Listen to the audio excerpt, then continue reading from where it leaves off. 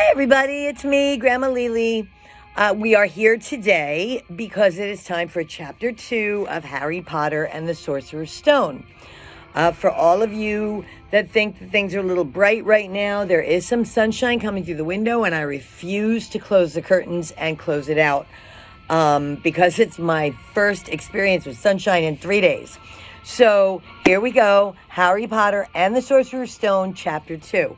Now, if you remember, when we last left Harry, they had just dropped him off at his parents, at his aunt and uncle, at his aunt and uncle's porch, the Dursleys.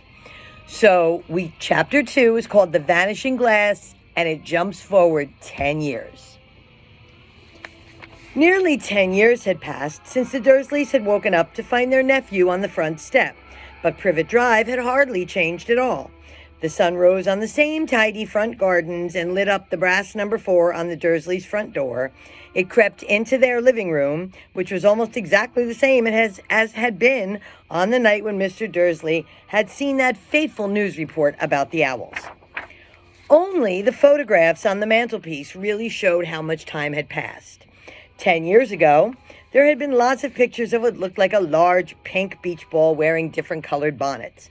But Dudley Dursley was no longer a baby, and now the photographs showed a large blonde boy riding his first bicycle on a carousel at the fair, playing computer games with his father, being hugged and kissed by his mother.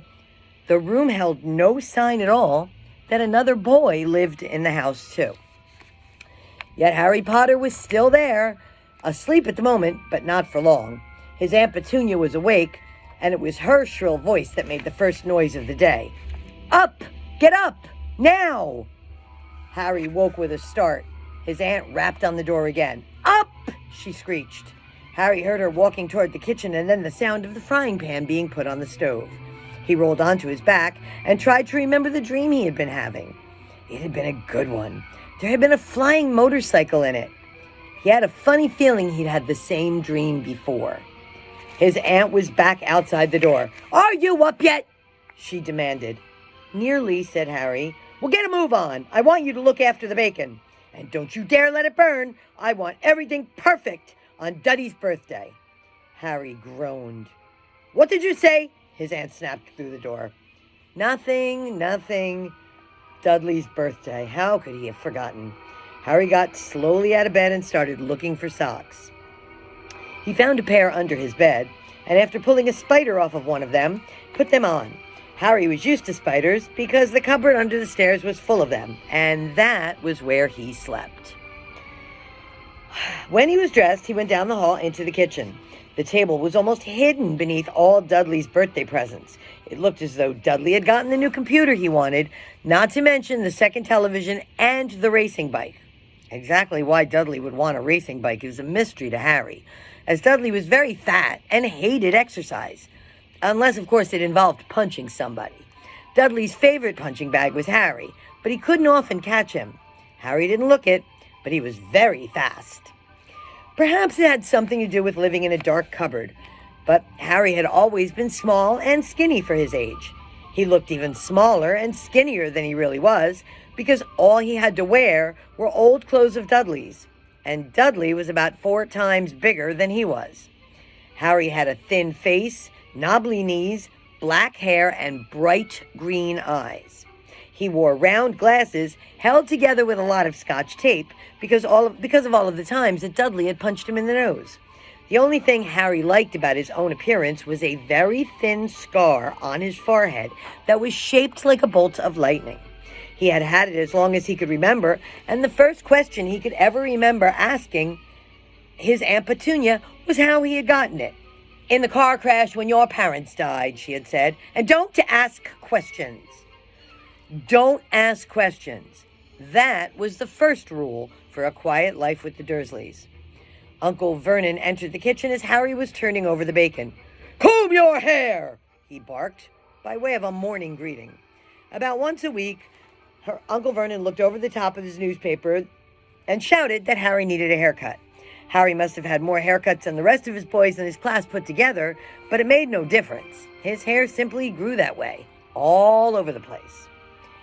Harry was frying eggs by the time Dudley arrived in the kitchen with his mother. Dudley looked a lot like Uncle Vernon. He had a large pink face, not much neck, small, watery blue eyes, and thick blonde hair that lay smoothly on his thick, fat head. Aunt Petunia often said that Dudley looked like a baby angel. Harry often said that Dudley looked like a pig in a wig. Harry put the plates of eggs and bacon on the table, which was difficult as there wasn't much room. Dudley, meanwhile, was counting the presents. His face fell. 36, he said, looking up at his mother and father. That's 2 less than last year. Darling, you haven't counted Aunt Marge's present, see? It's here under this big one from Mommy and Daddy. All right, 37 then, said Dudley, going red in the face. Harry, who could see a huge Dudley tantrum coming on, began wolfing down his bacon as fast as possible, just in case Dudley turned the table over. Aunt Petunia obviously sensed danger too, because she said quickly, "And we'll buy you another 2 presents while we're out today. How's that, Pumpkin? 2 more presents. Is that all right?" Dudley thought for a moment. It looked like hard work. Finally, he said slowly, "So I'll have 39, sweetums," said Aunt Petunia. "Oh." Dudley sat down heavily and grabbed the nearest parcel. "All right, then." Uncle Vernon chuckled. "Little Tyke wants his money's worth, just like his father. Attaboy, Dudley." He ruffled Dudley's hair. At that moment, the telephone rang, and Aunt Petunia went to answer it, while Harry and Uncle Vernon watched Dudley unwrap the racing bike, a video camera, a remote-control airplane, 16 new computer games, and a VCR. He was ripping the paper off a gold wristwatch when Aunt Petunia came back from the telephone, looking both angry and worried. "Bad news, Vernon," she said. "Mrs. Figg's broken her leg. She can't take him." She jerked her head in Harry's direction. Dudley's mouth fell open in horror, but Harry's heart gave a leap. Every year on Dudley's birthday, his parents took him and a friend out for the day to adventure parks, hamburger restaurants, or the movies. Every year, Harry was left behind with Mrs. Figg, a mad old lady who lived 2 streets away. Harry hated it there. The whole house smelled of cabbage, and Mrs. Figg made him look at photographs of all the cats she'd ever owned. "Now what?" said Aunt Petunia, looking furiously at Harry, as though he had planned this. Harry thought he ought to feel sorry that Mrs. Figg had broken her leg, but it wasn't easy when he reminded himself that it would be a whole year before he had to look at Tibbles, Snowy, Mr. Paws, and Tuffy again. "We could phone Marge," Uncle Vernon suggested. "Don't be silly, Vernon. She hates the boy." The Dursleys often spoke about Harry like this, as though he wasn't there, or rather, as though he was something very nasty that couldn't understand them, like a slug. "Well, what about what's-her-name, your friend, Yvonne?" "On vacation in Majorca," snapped Aunt Petunia. "You could just leave me here," Harry put in hopefully. He'd be able to watch what he wanted on television for a change, and maybe even have a go at Dudley's computer. Aunt Petunia looked as though she'd just swallowed the lemon. "And come back and find the house in ruins?" she snarled. "I won't blow up the house," said Harry, but they weren't listening. "I suppose we could take him into the zoo," said Aunt Petunia slowly, "and leave him in the car." "That car's new. He's not sitting in it alone." Dudley began to cry loudly. In fact, he wasn't really crying. It had been years since he'd really cried, but he knew that if he screwed up his face and wailed, his mother would give him anything he wanted. "Dinky Doody-ums, don't cry. Mommy won't let him spoil your special day," she cried, flinging her arms around him. "I don't want him to come," Dudley yelled between huge pretend sobs. "He always spoils everything." He shot Harry a nasty grin through the gap in his mother's arms. Just then, the doorbell rang. "Oh, good Lord, they're here," said Aunt Petunia frantically. And a moment later, Dudley's best friend, Pierce Pulchus, walked in with his mother. Pierce was a scrawny boy with a face like a rat. He was usually the one who held people's arms behind their backs while Dudley hit them. Dudley stopped pretending to cry at once. Half an hour later, Harry, who couldn't believe his luck, was sitting in the back of Dursley's car with Pierce and Dudley on the way to the zoo for the first time in his life. His aunt and uncle hadn't been able to think of anything else to do with him, but before they'd left, Uncle Vernon had taken Harry aside. "I'm warning you," he had said, putting his large purple face right up close to Harry's.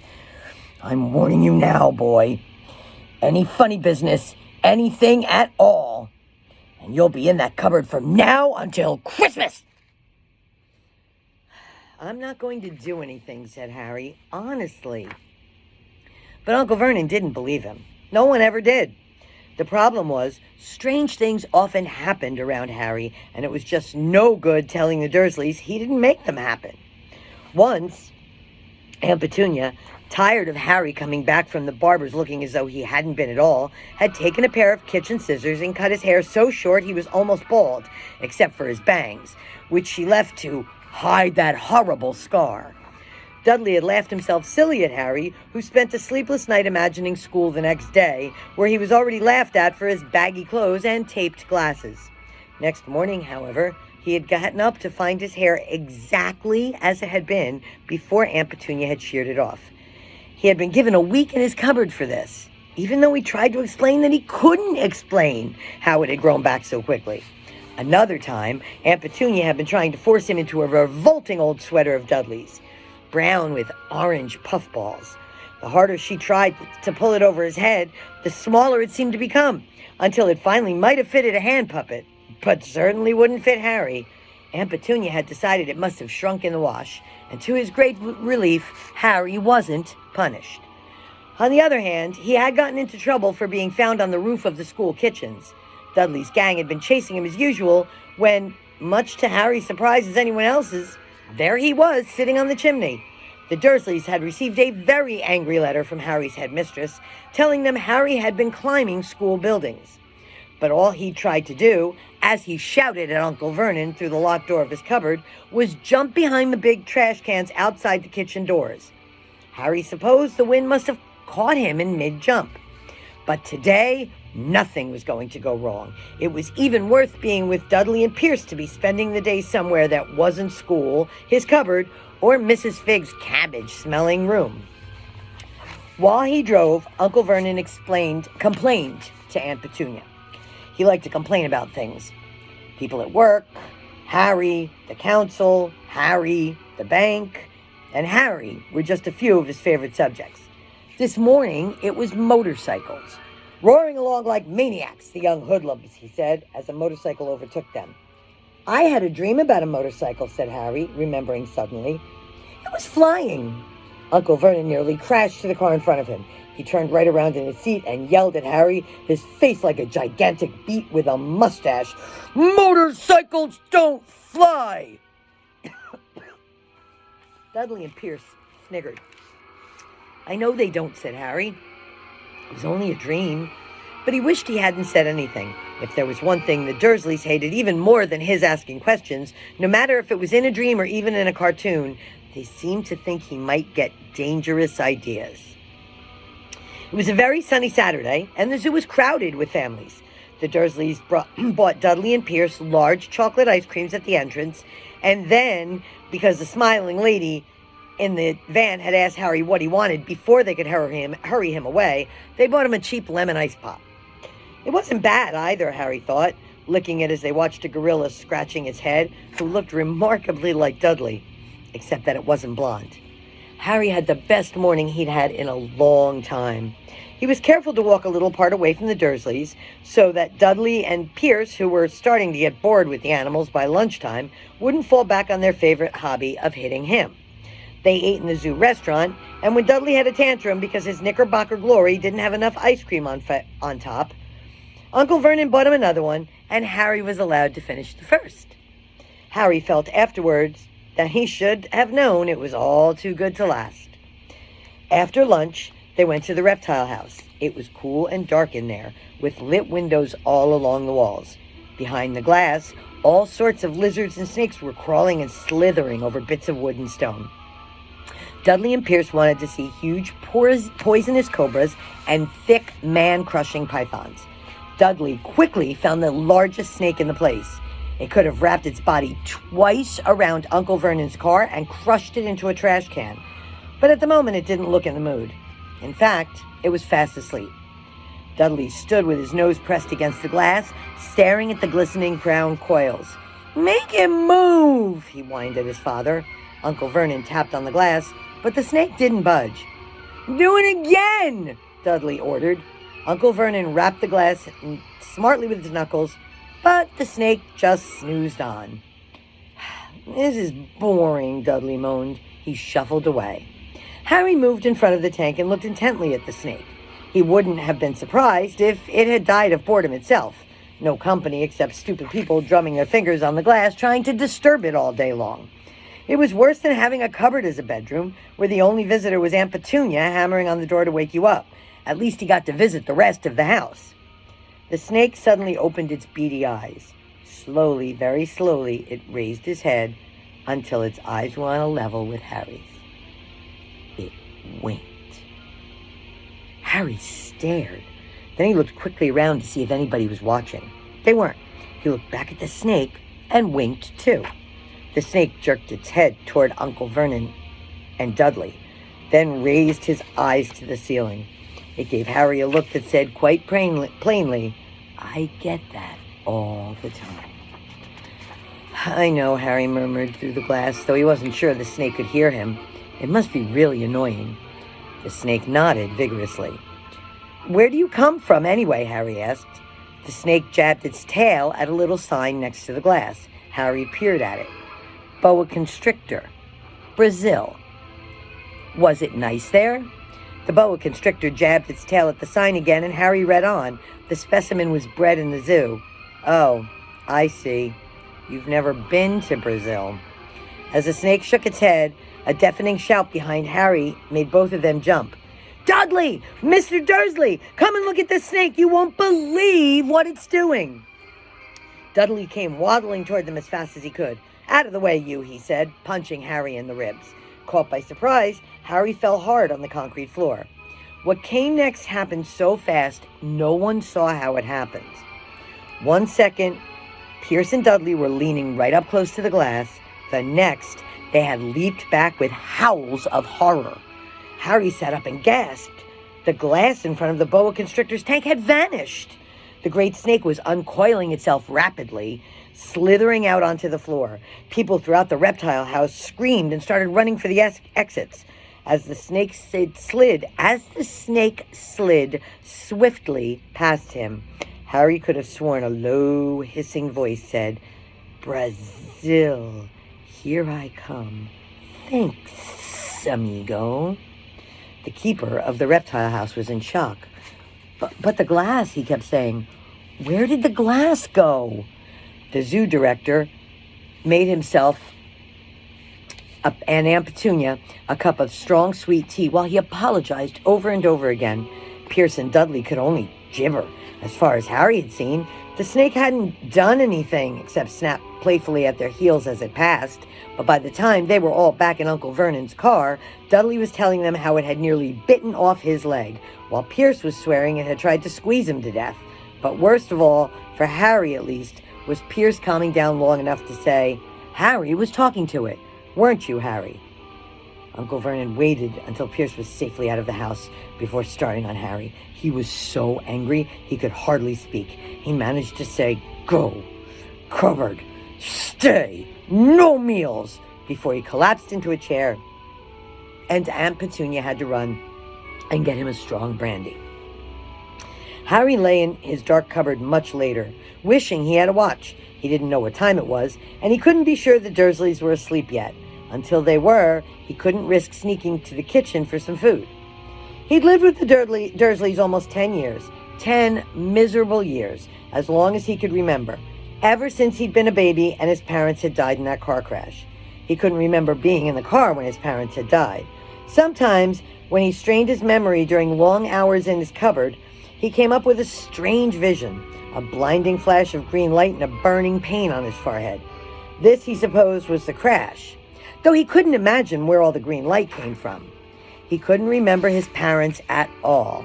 His aunt and uncle never spoke about them, and of course, he was forbidden to ask questions. There were no photographs of them in the house at all. When he had been younger, Harry had dreamed and dreamed of some unknown relation coming to take him away. But it had never happened. The Dursleys were his only family. Yet sometimes he thought, or maybe hoped, that strangers in the street seemed to know him. Very strange strangers they were, too. A tiny man in a violet top hat had bowed to him once while out shopping with Aunt Petunia and Dudley. After asking Harry furiously if he knew the man, Aunt Petunia had rushed them out of the shop without buying anything. A wild-looking woman dressed all in green had waved merrily at him once on a bus. A bald man in a very long purple coat had actually shaken his hand in the street the other day, then walked away without a word. The weirdest thing about all these people was the way they seemed to vanish the second Harry tried to get a closer look. At school, Harry had no one. Everybody knew that Dudley's gang hated that odd Harry Potter in his baggy old clothes and broken glasses, and nobody liked to disagree with Dudley's gang. Well, that's it, guys. That is the end of Chapter 2 in Harry Potter and the Sorcerer's Stone. Chapter 3 is titled The Letters from No One, and we'll be back with that one tomorrow, and I can just imagine what that's all about. So, if you're watching this now, I hope that you enjoyed Chapter 2 of Harry Potter, and we will see you again next time for Storytime with Grandma Lili. Thanks, and I love you all.